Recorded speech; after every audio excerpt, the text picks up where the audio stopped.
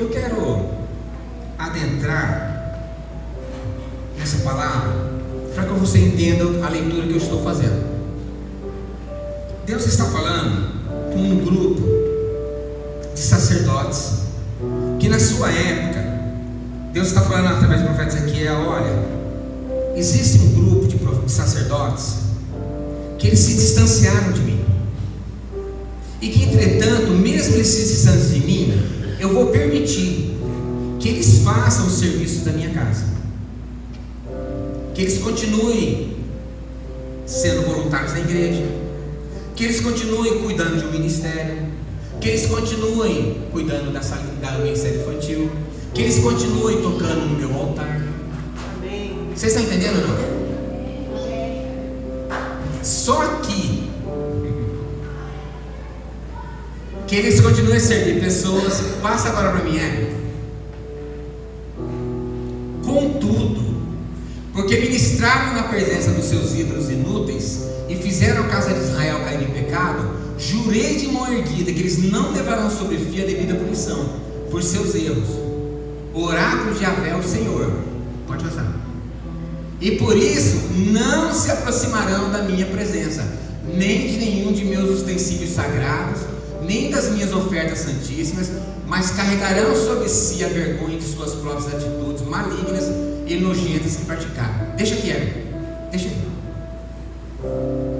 Amado, é um texto que talvez você fale assim: pastor, hoje é Santa Ceia, o senhor devia ter escolhido um texto mais brando para ministrar. Só que eu quero que vocês entendam que nós estamos numa igreja chamando Sara na Terra Ferida, amém? E o Evangelho, amado, eu quero usar uma expressão de um grande filósofo cristão, que ele fala assim: ó, você foi chamado para ser sal da terra, não para ser docinho do mundo. Eu vou repetir de novo: nós somos chamados para ser sal da terra, não para docinho do mundo. Está entendendo ou não? Então o Evangelho, ele precisa te confrontar. Porque se o Evangelho não te confrontar, ele não está cumprindo o seu papel. Deus nessa passagem está dizendo assim: olha, é possível eu rejeitar vocês e vocês continuarem a me servir. Ele está falando de um grupo de pessoas que você pode, porque assim, talvez você olhe assim: mas pastor, ele não está falando isso para sacerdotes? Só que nós temos que se lembrar que na Nova Aliança, no Novo Testamento, o apóstolo Paulo vai dizer que todos nós somos sacerdotes do Senhor. Todos nós somos levitas, somos chamados para cuidar das coisas de Deus. Só que o que Deus está revelando nessa passagem? Que mesmo nós, estando com nossos corações desviados, Ele vai permitir que a gente cuide das coisas da casa. Mas, que nem eu comentei com vocês, é possível Deus permitir que a gente continue cantando no altar, que a gente continue cuidando do ministério infantil, que a gente continue dando conselhos para todo mundo, falando em nome dEle. Porém, entretanto, não se aproximarão da minha pessoa.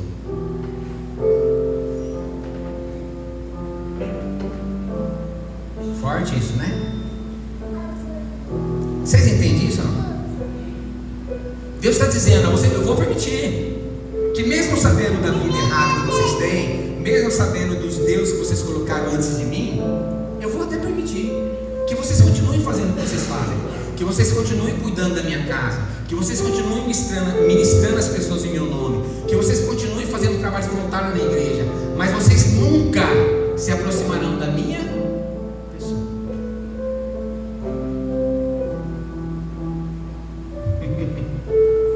É uma palavra pesada, né?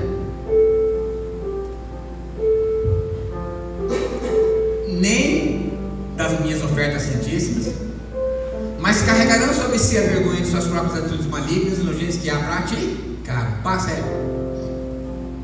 No entanto, eu encarregarei de zelar e cuidar o templo, mediante a execução de vários serviços diários. Olha o que ele está dizendo: não tem problema, vocês vão fazer vários serviços diários dentro do templo. Pode passar aí. Mas eu amo os mas da Bíblia, amém? Essa é a nossa esperança, amém? Mas os sacerdotes levitas, os filhos descendentes de Zadok, que fielmente executaram as obras necessárias ao meu santuário, quando os israelitas se desviaram de mim, eles sim poderão se achegar a mim para me servir. e estarão diante da minha pessoa para oferecer sacrifício de gordura e de sangue, oráculo de Yahvé, o Senhor. Deixa aí. Vocês estão entendendo ou não? Há duas classes de pessoas dentro de uma igreja, ou há duas classes que você pode se tornar. Nós podemos, não negamos e devemos, querer servir ao Senhor fazendo as coisas para o Senhor. Amém? Esse sempre foi a intenção de nós no coração e sempre deve ser essa intenção. Mas olha que coisa interessante, é possível eu estar fazendo as coisas do Senhor, é possível estar envolvido com as coisas de Deus, mas eu não estar ministrando na presença de Deus. Estão entendendo ou não? Eu posso estar fazendo tudo para Deus, mas nunca vou estar fazendo na presença de Deus.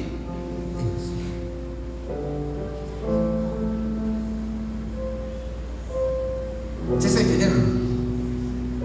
Aí ele vai falar de uma classe de Zadok, que foram fiéis às obras necessárias do meu santuário, que não se desviaram.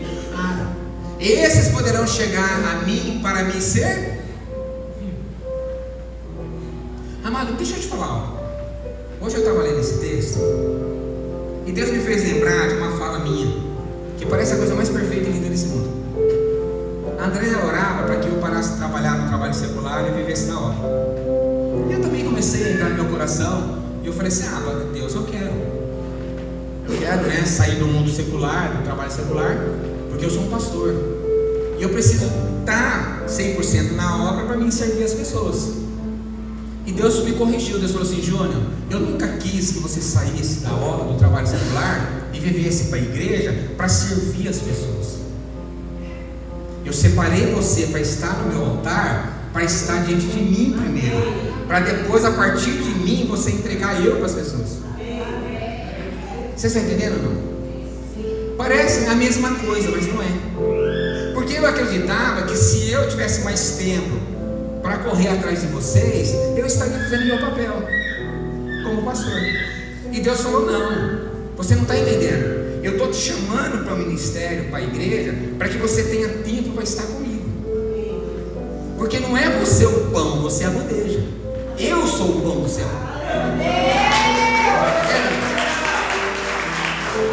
E às vezes, a gente como pastor, né, pastor Nestor, a gente acaba confundindo, achando que nós somos o pão.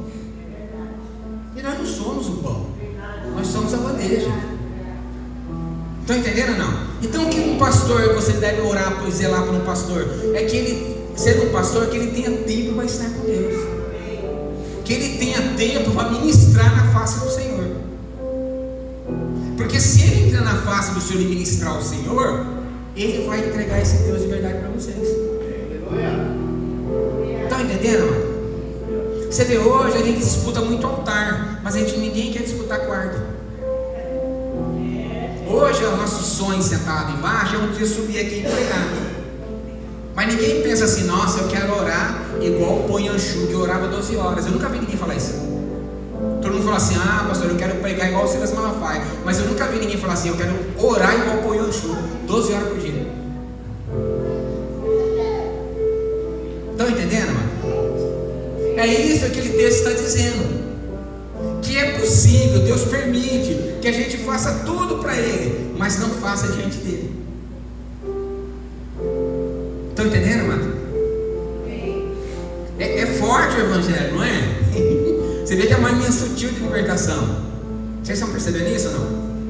E às vezes é aqui que a gente se perde. É aqui que talvez nós estejamos perdidos. Porque Deus nos chamou para isso. Ele está dizendo assim: olha, vocês podem fazer o que vocês quiserem, mas alguns que decidiram estar comigo vão me servir na minha face, vão me servir na minha presença.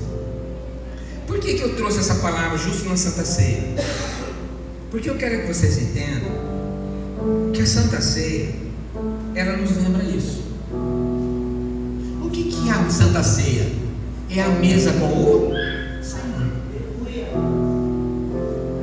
Ministrar diante da face do Senhor. Onde é o melhor lugar lugar onde todos nós estamos sentados iguais, do mesmo tamanho. Você já percebeu que na mesa você senta, todo mundo fica nivelado? Todo mundo é igual? Já perceberam isso ou não? Você já percebeu que hoje foi um domingo, talvez você foi visitar sua mãe, seu pai, você almoçou em família? Você se sentou à mesa com a sua família? Você já percebeu que talvez você é um crente, você está aqui fiel a Deus, mas seu irmão que não é, que é um beberrão, ele se sentou na mesma mesa que você? Porque ele veio do mesmo pai, da mesma mãe que gerou você? Embora ele esteja em caminhos distantes do seu? Você percebeu isso ou não?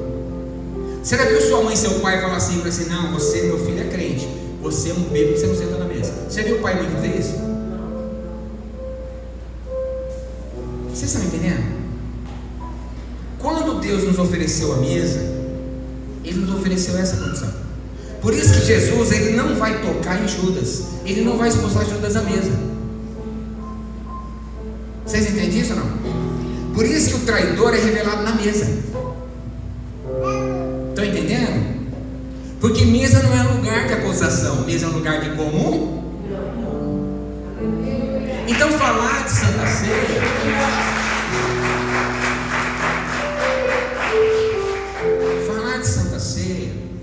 é o que está nessa palavra, a gente lembrar disso. Que às vezes, por fato de nós estarmos servindo na casa do Senhor, nós estamos achando que estamos agradando a Deus por fazer. Mas eu não quero aqui que você entenda que eu não estou pedindo para você nos ajudar na igreja. Só que às vezes é uma linha muito sutil, que você está fazendo aquilo que Deus permite que você está fazendo, mas não está fazendo na presença dEle. A Bíblia fala que Moisés, ele não só conhecia os caminhos de Deus, mas ele conhecia a face do Senhor. Às vezes, amado, o caminho de Deus nós conhecemos. Quer trabalhar na igreja, se envolver com o ministério, ofertar, orar, dizimar, mas eu não conheço a face do Senhor. Vocês estão me entendendo ou não?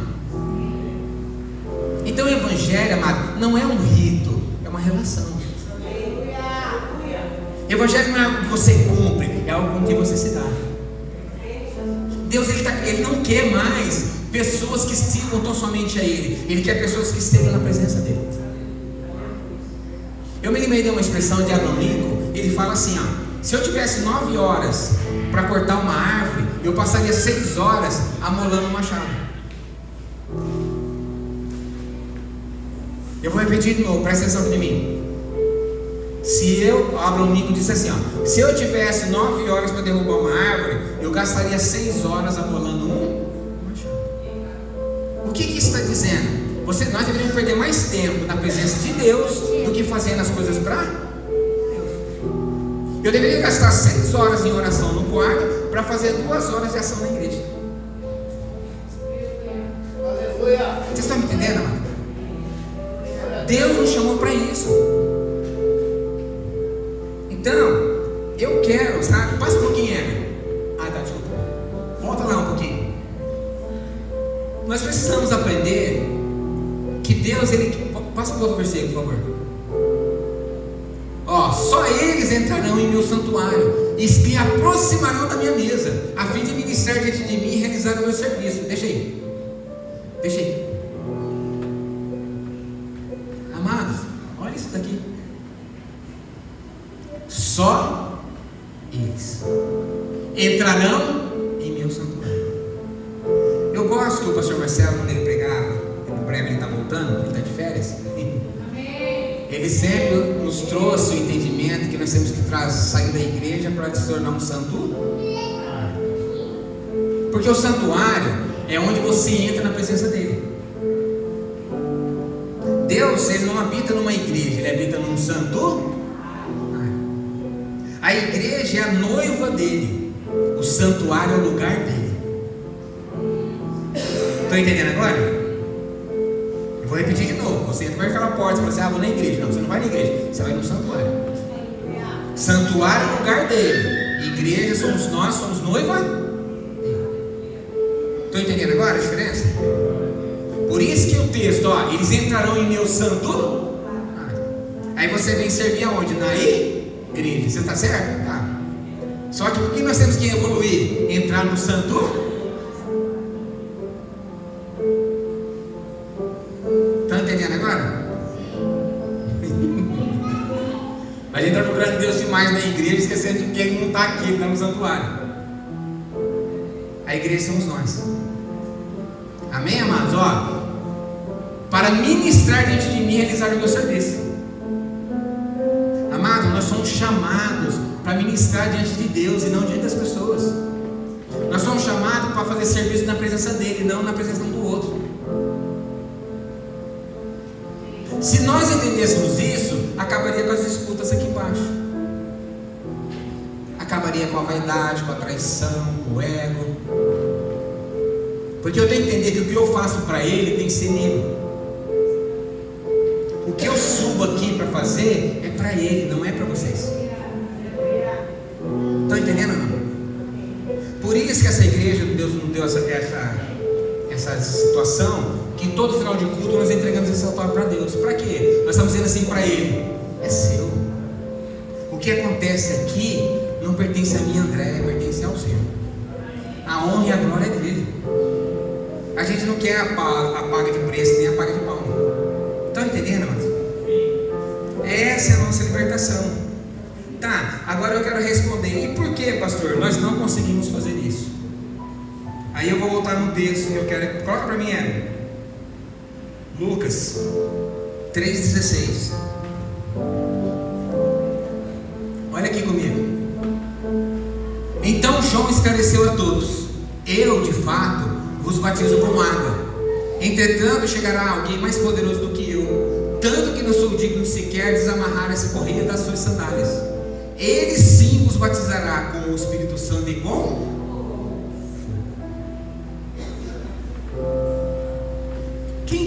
Quem sabe que tem o Espírito Santo aqui?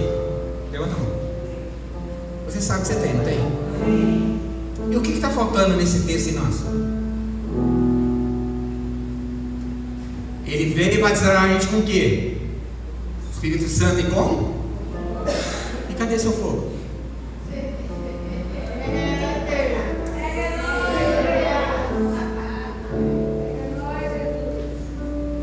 Ele já veio, não veio?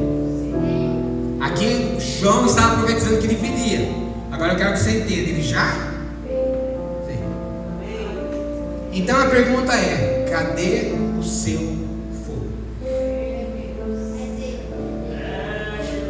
Se você tem o Espírito Santo, onde está o seu fogo? Ele só batizou você com o Espírito Santo? Então cadê o fogo? Vocês estão entendendo, mano? Essa é a busca que você e eu temos que ter no resto da vida. Buscarmos o fogo. Quando você olha a batismo do Espírito Santo em Atos dos Apóstolos, o texto diz assim, ó: e foi dado uma língua repartida como de fogo. Jesus, ele vai cumprir o que João Batista está profetizando, e lá na frente ele vai dar uma outra vertente: língua repartida como fogo. Vocês estão entendendo, mano? Nós somos uma geração que não estamos mais buscando fogo. Nós somos uma geração que queremos ouvir boas pregações, eloquentes pregações, mas não queremos mais ver o fogo. Vou dar um exemplo para vocês. Quando o apóstolo Paulo foi pregar em Atenas, amado, você tem um cara que eu admiro, que eu queria sentar com ele, ouvir ele pregar e ver ele pregar? Era Paulo, depois de Jesus, tá? Esse cara era tão extraordinário, ele era tão eloquente, que ele quase converteu o governador de uma cidade. O cara chegou a falar assim: Paulo, se eu te desse mais um tempinho, eu tinha convertido ao Deus que você prega. De tamanho eloquência desse cara. Ele vai pregar em Atenas. Atenas é o berço da filosofia na época, onde estavam Aristóteles, Sócrates, os pais da filosofia que influenciaram nossas vidas. Paulo vai pregar em Atenas. Ele chega lá e ele prega. E sabe o que acontece? Nada.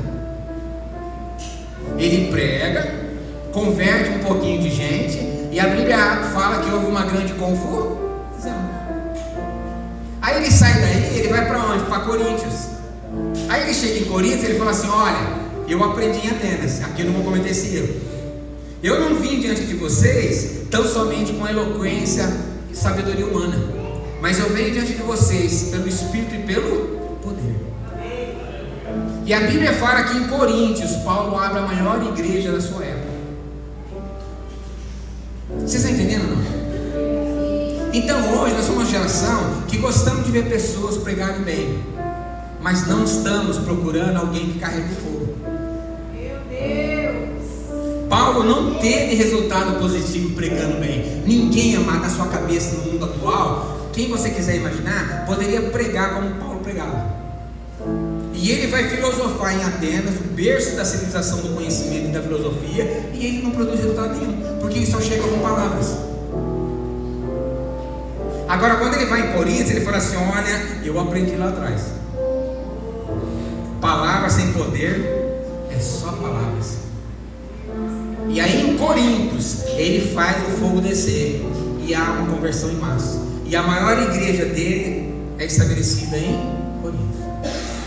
Então, amados, eu quero que você entenda, nós precisamos urgentemente buscar o fogo.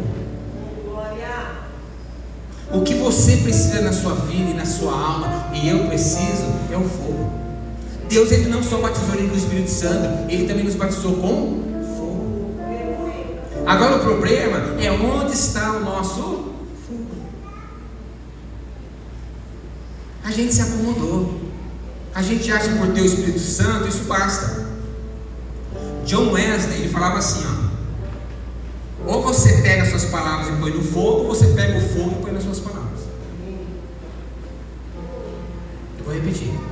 John Wesley, ele falava assim: ou você pega suas palavras e põe no fogo, ou você pega o fogo e põe nas suas palavras. Porque ele entendia que palavras sem poder são vãs. Então, amado, eu saio dessa noite, na Santa Ceia, diante da mesa, diante desse memorial, eu quero trazer uma Santa Ceia diferente, uma lembrança diferente. Porque nós estamos acostumados a ouvir tanto rito da Santa Ceia. Eu já expliquei tanto Santa Ceia para vocês aqui nessa igreja, que eu acho que eu não tenho mais o que explicar. Eu queria dar uma outra vertente para vocês. Eu queria entender que a memorial, a lembrança que Jesus falou, é nos lembrar do que Ele já nos entregou. Porque às vezes, a gente vem para a igreja e nós ficamos orando por algo que ainda você pensa que Deus poderia te entregar, e Ele fala assim: mas você não vai provocar em mim que eu já te dei? Por exemplo, se Deus já nos deu batismo no Espírito Santo e fogo, aonde está esse fogo? Porque o fogo, amado, não deixaria nós sermos inconstantes. O fogo não deixaria nós termos medo. Amado, você lembra de uma cena, quando eu falei essa hora do medo, me veio uma mente certinha, uma imagem certinha. Você já viu quando está pegando fogo num prédio? Num apartamento? A pessoa não pula lá de cima para se matar do que encarar o fogo? Lembra dessa cena ou não? O fogo arranca o medo. Você pularia de um apartamento de 21 andar? Nessa série, a gente morrer queimado e pular embaixo, a pessoa, em vez de enfrentar o fogo, ela prefere se suicidar com a queda. Imagina a gente carregando fogo, pastor missionário. Quem para quem carrega o fogo? Quem enfrenta quem carrega o fogo? O que você temeria se você carrega o fogo? Estão entendendo, amado? O fogo lança fora o medo. Nós precisamos do fogo. Por isso que Jesus chegou, Deus chegou para Moisés, e ele aparece aonde? No meio de um fogo. Por isso Hebreus fala que o nosso Deus é um fogo consumidor. Hebreus 12, 29.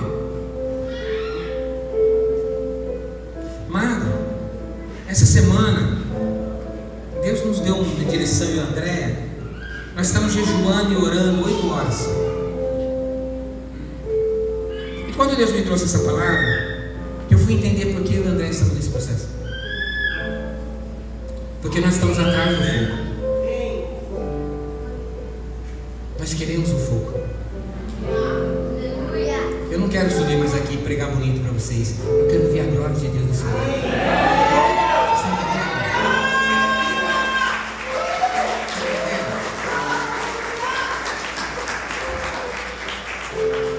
Porque é a palavra do Senhor. Esse é o fogo que você precisa entender e buscar. Deus falou para nós: se você crê em mim, farás obras obras que eu fiz, e obras maiores eu faria. Como eu posso não desejar isso, irmão? Como eu posso ser um cristão, posso não ser um teólogo, conhecedor da palavra, mas como eu posso saber de uma verdade dessa e não buscar ela? Como que eu posso vir aqui tão somente pedir para Deus consertar meu casamento, consertar minha vida financeira, me dar uma casa, um carro, e não querer o que Ele está dizendo? Se você crê em mim, fará o que eu fiz.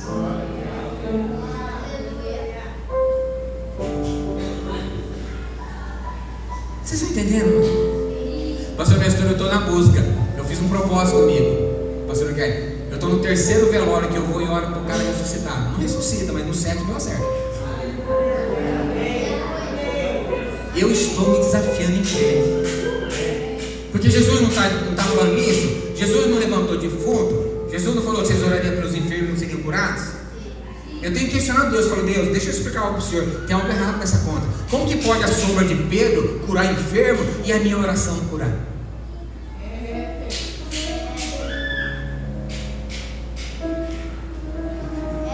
A gente deveria se desafiar. Você deveria, sabe, pegar essa palavra para cima de Deus e falar, não, Deus, tem algo errado. Se a sombra de um homem curava, como que a minha oração cura? Vocês estão me entendendo, mano? E o Evangelho diz, vocês vão orar pelos enfermos, eles serão curados. Nós somos uma geração de doentes. E onde está aqueles que proclamam a cura?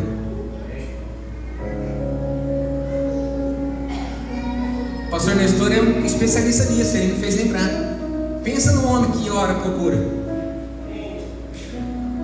Vocês estão entendendo, mano? Nós somos uma geração, eu estava vendo uma matéria essa semana, que nós somos a geração que a ciência está dizendo que todos nós temos TDAH. Vocês sabem disso ou não? Você tem TDAH, eu tenho TDAH. Por que nós temos? Porque por causa das mídias sociais, por causa da internet, por causa da modernismo.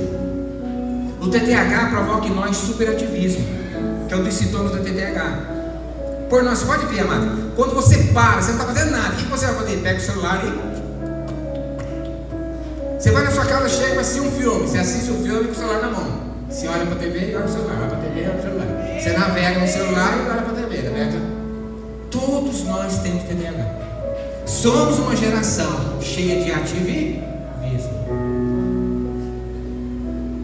Por isso que a nossa mente daqui a 10 anos vai colapsar. Que eu já ministrei para vocês aqui, eu falei que a doença que a ciência fala daqui a 10 anos vai ser demência. De tanto que a gente está bombardeando nosso cérebro com dopamina, ela vai colapsar. Vocês estão entendendo? Aí como acreditar? Como ter tempo para o fogo consumidor? Como ter tempo para se relacionar com Deus? Como que é ter tempo para parar na presença de Deus? Por isso que a gente apagou o fogo. Lembra que eu li no começo, Tessalonicenses? Coloca para mim Tessalonicenses, por favor. Te dei ele.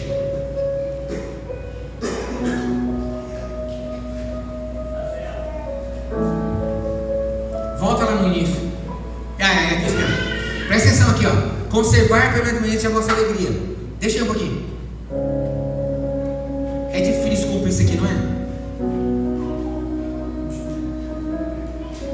Quanto tempo você não se sente alegre? Por que Paulo está dizendo pelo Espírito Santo? Vocês devem conservar sempre a alegria. E como que você entrou por aquela porta estando tão insatisfeito com você mesmo? Tão triste, tão abatido, tão cansado, tão ansioso, tão deprimido? Passa. Orar constantemente. Não parece que Paulo está pulando de um texto para outro? Volta lá, Paulo, deixa lá no orar. Ele fala de alegria, depois ele vem de oração. Concorda ou não? Não parece que ele está mudando de fala aleatória, sem ter sentido? Não, ele está conectando. Ele está dizendo assim, ó, vocês não têm alegria porque vocês não têm conexão. Vocês não têm alegria porque vocês não se conectam a Deus. Um dos atributos do reino de Deus qual que é? Paz e alegria. Então eu só posso acessar a alegria do reino de Deus que habita em mim se eu tiver em comum. Vocês estão entendendo? Não? Então, se eu não estou alegre, eu não estou orando. Se eu não estou alegre, eu não estou me relacionando com Deus, porque Ele é a fonte da minha alegria. Passa. Dai graça em toda e qualquer circunstância, por quanto essa vontade de Deus tem sido para convosco. Deixa aí. Quando eu oro, eu me sinto alegre. Aí eu consigo dar graça. Por que você vai conseguir dar graça em toda e qualquer situação? Porque você é uma pessoa de comunhão. Você vai trazer para a sua mente uma infiltração do Evangelho, onde Deus disse assim, ó: eu tenho pensamentos de paz sobre vós. Então não é a circunstância que vai te atribular, é a palavra de Deus a teu respeito. Então você não vai olhar o que está acontecendo ao seu redor, você vai se lembrar que o que está acontecendo não importa, Deus tem pensamentos de paz para mim. Então eu consigo dar graças. Quando meu carro quebra, quando eu estou endividado, quando está faltando alguma coisa, você vai se lembrar: opa, Deus tem pensamentos de paz a meu respeito. Agindo Deus em mim em favor, quem me impedirá? Maior é o que está em mim do que o que está no mundo. Então eu não consigo dar graça diante de qualquer situação? Você está entendendo, amado? Passa aí. Não apagueis o fogo do Espírito Santo. Numa tradução, ali fala fulgor, mas tem fogo. Então o que Paulo está desenhando? Se vocês não se alegrar, se vocês não orar, e se vocês não der graça, vocês apagaram o Espírito.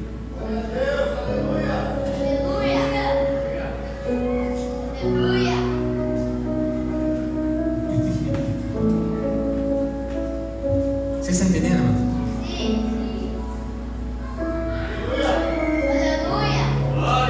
Eu quero que você guarde essa palavra no seu coração.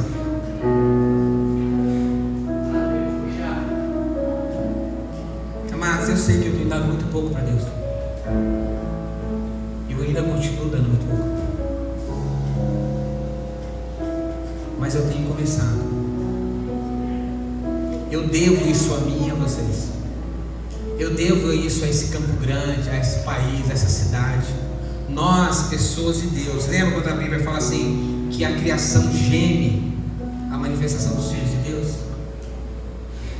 O que eles estão dizendo? É como se a gente andasse na rua e as criação, a pedra, os passarinhos, as árvores falavam: ei, filho de Deus.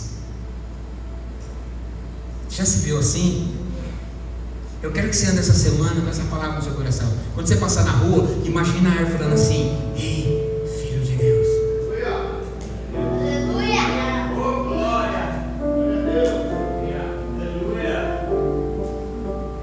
Essa é a palavra do Senhor. Mas, porque nós temos perdido isso. Nós cremos que temos o Espírito, mas não temos o fogo dele. E nós apagamos ele em nós, porque nós não temos mais comunhão com aquele. Porque nós achamos que servir ao Senhor é fazer as coisas do Senhor, mas não fazer na presença dele. Nós trocamos o olhar das pessoas por causa até das mídias sociais, do Facebook, do Instagram, das curtidas, e nós não esquecemos que nós estamos sendo observados e tudo que nós fazemos é na presença do Senhor. Amados, aprenda uma coisa: lealdade é o que eu faço quando não tem ninguém me olhando. Não, desculpa, lealdade é o que eu faço quando a Andréa está do meu lado. Fidelidade é o que eu me mantenho quando ninguém está perto de mim. Por isso que a Bíblia fala: Deus procura os fiéis da. Por isso Deus encontrou Davi. Davi era fiel onde ninguém via ele. Então quando você estiver na cozinha, quando você estiver sozinho, quando você vai passando o dedinho no seu celular, ele está te vendo. Tudo ele vê. Tudo ele vai julgar. Tudo ele está te avaliando.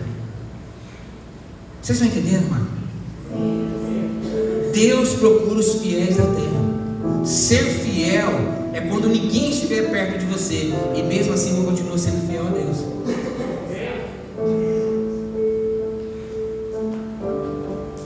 Aí nós vamos acender esse fogo.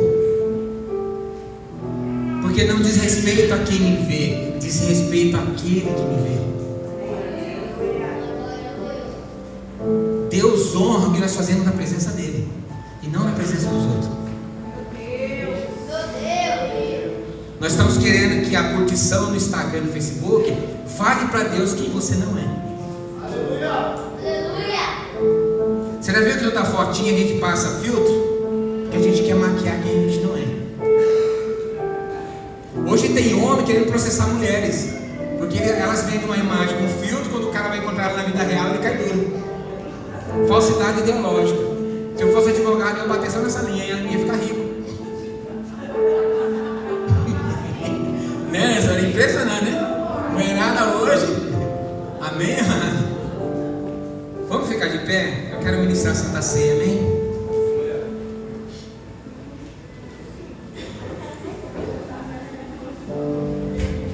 Equipe de louvor pode subir.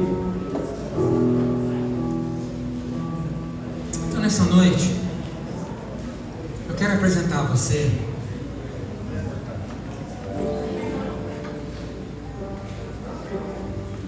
uma Santa Ceia, para que você nunca se esqueça, amém? Porque parece que quando Deus falou assim, Jesus falou assim, fazei isso em memória de mim, a gente só olha para uma mesa, que a gente vai pegar e vai tomar um copinho de suco de uva, e vai comer um pedacinho de pão, e a gente acha que é isso que ele está falando, que é algo tão simples, tão banalzinho, que cumprir isso, nós estamos em festa, em paz com Ele. E aí nós viemos aqui na igreja hoje, num culto desse, porque geralmente é Santa Ceia que mais enche a igreja, mas ultimamente até isso tem sido abandonado, porque na nossa época as pessoas até temiam a Santa Ceia e tinham reverência pela Santa Ceia. Hoje nem isso tem mais. Mas por que também? Porque se acreditaram que isso aqui é algo, um ritual rístico, um ritual mágico, que ia resolver os problemas da sua vida. E que pelo fato de eu vir num culto especial uma vez por mês e comer um pãozinho e tomar um suquinho, que essa semana eu seria abençoado. Mas se eu pudesse continuar segunda, terça, quarta, quinta, sexta e o resto do mês, vivendo uma vida errada. Quando Deus falou, fazei em memória de mim, Ele está dizendo assim, ó, lembre-se, eu estou à mesa. Eu vou ver mais do que você faz hoje, eu vou ver você amanhã. Eu vou ver você na terça, eu vou ver você na quarta, eu vou ver você na quinta, eu vou ver você na sexta, eu vou ver você no dia 3, dia 4, dia 5, todo dia do mês. Porque você sempre estará na minha presença. Não há nada que vocês possam fazer que eu não veja. Não há nada que vocês possam fazer que eu não saiba. Não há nada que vocês não façam que vocês não possam me entristecer. Amado, um dia eu aconselhei um menino, eu falei assim para ele, ele falou, pastor, eu não consigo me livrar de um vício. Eu falei, então vou te dar um recado para você se livrar. Que toda vez que você entrar para fazer isso, lembre quem está olhando você fazer isso. Toda vez que você trancar no banheiro, num quarto, e você se lembre quem está ali num canto olhando para você assim e observando o que você está fazendo. Essa é a receita que eu tenho para você largar o seu pecado. Porque se o temor desse, o entendimento desse não fizer você fazer isso, nada te liberta.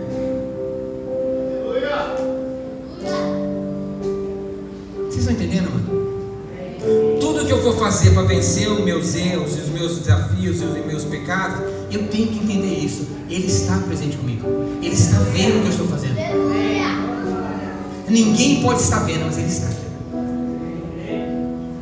E isso tem que gerar em você temor. Então eu quero fazer essa Santa Ceia hoje. Pode trazer os elementos, pastor. Iris, pode trazer os elementos. Eu quero nessa Santa Ceia hoje trazer a memória. Quer diminuir a luz? Diminui aqui para mim. Eu quero trazer nessa Santa Ceia um temor ao seu coração, amém? Não por cumprimento de um rito, mas pela uma vida que você tem todos os dias para levar. Eu quero que você se lembre que todos os dias há alguém te observando, há alguém te vendo, há alguém que vai te recompensar as sementes boas ou más do que você está decidindo fazer. Essa é a memória que eu quero deixar para você dessa Santa Ceia nessa noite. Amém, aleluia. Porque eu sei que aqui tem cristãos que conhecem a palavra Santa Ceia, já ouviram tantas explicações, tanta teologia, mas do que isso mudou a nossa história, mudou a nossa vida? Do que conhecer demais tem transformado a minha essência e a minha vida? Hoje você pode ver, todos que falam no Apocalipse não tem a vida afetada pelo Apocalipse. Todo mundo fala, Jesus está voltando, mas o que isso está trazendo temor para que você pare com a sua vida, para que você conserte a sua história? Então eu não quero mais pregar, trazer mais conhecimento teológico. Eu quero que você tome uma posição. Amém, aleluia. Como igreja, como pastor, como pais espirituais, esse é o nosso papel. É que você segue pela sua alma, porque você vai dar conta dela. Então feche os seus olhos. Pai, no nome de Jesus Cristo, esses elementos que agora estão colocados aqui diante de nós, nos faça lembrar, Pai, o quanto custou para que nós pudéssemos, Pai, ser aceito de novo pelo Senhor. Foi derramado o seu sangue, foi triturada a sua carne por amor a mim e a todos que aqui estão. Então eu não posso, Pai, de maneira nenhuma lhe devolver nada menos do que isso. O meu sangue derramado contra o meu próprio pecado e a minha carne moída pelo meu próprio, para que eu possa vencê-lo. Não há como, Pai, se vencer a si mesmo se eu não sangrar, se não doer na minha carne. Não existe vitória sem guerra. Então nessa noite, Pai, esses elementos que aqui estão representam isso. Quando o Senhor quis mostrar, vocês vão comer a minha carne, porque eu venci a minha carne para amar vocês. Quando nós tomarmos esse seu vinho, é para nos lembrar, eu derramei o meu sangue para que vocês, por amor a vocês. E o Senhor nos pede, façam isso por mim agora. Me devolvam o que eu fiz por vocês. Sangrem, mas não peguem. Mortifiquem as vossas carnes, mas não peguem. Então nessa noite, Pai, eu consagro esses elementos, que as pessoas colocarem em suas bocas, corpo absolverem, traga a memória, que teu Espírito Santo testifique essa palavra em nome de nosso Senhor.